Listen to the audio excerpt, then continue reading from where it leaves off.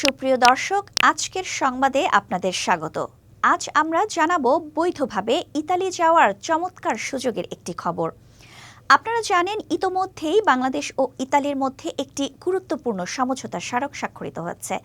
এই চুক্তি উভয় দেশের শ্রমবাজারের জন্য একটি নতুন দিগন্ত উন্মোচন করেছে।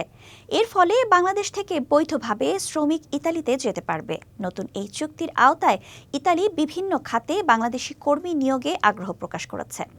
বিশ্লেষকদের মতে এই সমঝোতা অবৈধ পথে ইতালি যাওয়ার প্রবণতা কমিয়ে আনার পাশাপাশি ইউরোপের শ্রমবাজারে বাংলাদেশিদের অংশগ্রহণ আরও বাড়াতে সহায়ক হবে।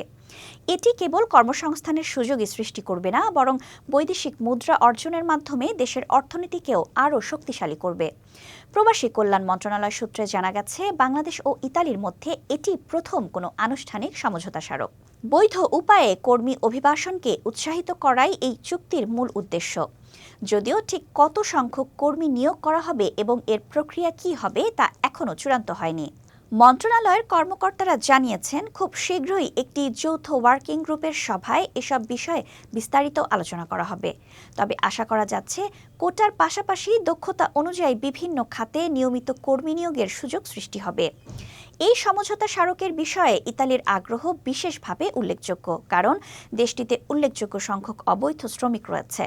ধারণা করা হচ্ছে, এই চুক্তির মাধ্যমে অবৈধ শ্রমিকদের বৈধ করার একটি প্রক্রিয়া তৈরি হতে পারে। একই সাথে দক্ষ কর্মীরা একটি সুস্পষ্ট ও সহজ পথে ইতালির শ্রমবাজারে প্রবেশ করতে পারবেন।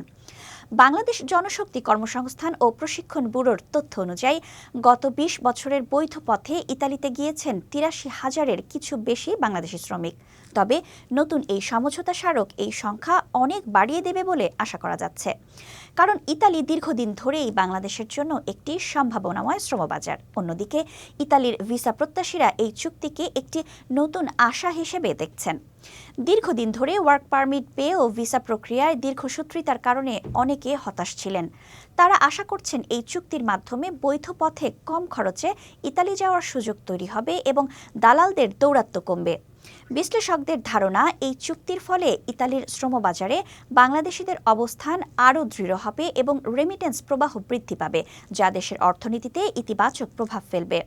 পরিশেষে বলা যায়, বাংলাদেশ ও ইতালির এই সমঝোতা স্মারক উভয় দেশের জন্যই একটি ইতিবাচক পদক্ষেপ। এখন দেখার বিষয়, সংশ্লিষ্ট কর্তৃপক্ষ কিভাবে এই সুযোগকে কাজে লাগিয়ে একটি সুষ্ঠু ও কার্যকর অভিবাসন প্রক্রিয়া নিশ্চিত করে।